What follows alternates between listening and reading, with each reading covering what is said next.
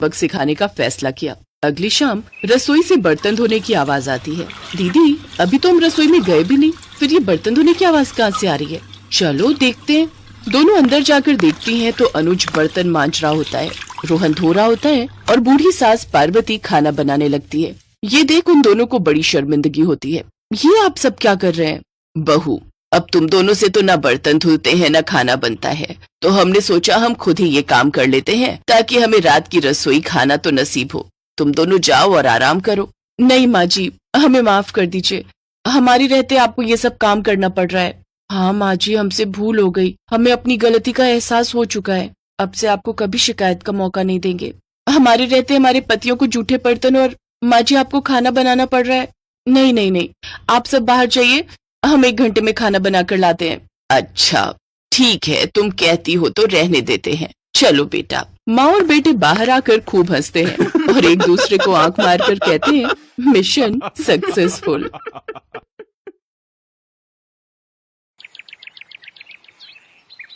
एक रोज शाम के वक्त हिना अपनी माँ के साथ बैठी हुई होती है। तभी वो अपने फोन में अपनी माँ को एक लड़की की फोटो दिखाते हुए कहती है, माँ ये देखो, ये लड़की कितनी मॉडर्न एंड टॉल है, ये मेरे भैया के साथ एकदम फिट बैठेगी। तभी उस घर की बड़ी बहू मानसी वहां आती है। चलिए माँ जी, हिना दीदी खाना लग गया है। बहू यहाँ तो आ, ये देख हम तेरे देवर के लिए रिश्ता.com की साइट पे लड़की ढूंढ रहे हैं, जो कि सुंदर होने के साथ साथ अमीर भी है। अब तेरे गरीब मायके वालों ने दहेज के नाम पर 1-2 चीज पकड़ा दी बस, इसलिए अब मैं अपनी छोटी बहू अमीर खानदान की लाऊंगी, जो कि भर भर कर दहेज लाए। हाँ, वो अपनी बड़ी बहू को ताने दे ही रही थी कि तभी उसका छोटा बेटा हितांश एक मॉडर्न लड़की के साथ घर आता है। उन दोनों के गले में वरमाला डली हुई थी। हितांश बेटा, ये लड़की कौन है? माँ, ये जूली है और हम दोनों ने शादी कर ली है। क्या तुम दोनों ने शादी कर ली? मैं नहीं मानती इस शादी को। हाँ तो किसे फर्क पड़ता है आपके मानने या ना मानने से? वैसे भी वो कहावत तो आपने सुनी ही होगी कि जब मियाँ बीबी राजी तो क्या करेगा काजी। मैं जानती हूँ, जरूर इस डायन ने ही तुझे भड़काया होगा। मैं इस डायन को हरगिज अपनी बहू नहीं मानूंगी। भले ही आप ना मानो, लेकिन लीगली तौर पर मैं ही तो हूँ आपकी बहू। इसलिए अब जल्दी से जाइए और आरती की थाली लाकर मेरा गृह प्रवेश कीजिए। सास बेमन से अपनी नई बहू का स्वागत करती है। जूली हितांश के साथ अपने कमरे में चली जाती है। हे राम, माँ अपनी इस नई छैल छबीली के तेवर देखे, इसके तो रंग ढंग ही अलग है, बड़ा ही घमंड है इसमें। तू चिंता मत कर बेटी, कल इसका ससुराल में पहला दिन है, तुम देखना अगर मैंने भी इसका घमंड चूर चूर नहीं किया तो। अगले दिन सुबह हितांश के पिता यानी जूली के ससुर अपनी पत्नी से कहते हैं, विमला देखो तो, सुबह के 10 बजने को है और ये नई बहू अभी तक अपने कमरे में सोई पड़ी है, और आज इसका रसोई में पहला दिन है और ये अभी तक अपने कमरे में है। तुम रुको जी, अभी मैं इसकी खबर लेती हूँ। नई बहू, अरे ओ नई बहू। कुछ देर बाद जूली वहां आती है। क्या बात है मम्मी जी, क्यों सुबह सुबह इस घर को मच्छी बाजार बनाकर रखा है? छोटी बहू, ये क्या तरीका है अपनी सास से बात करने का?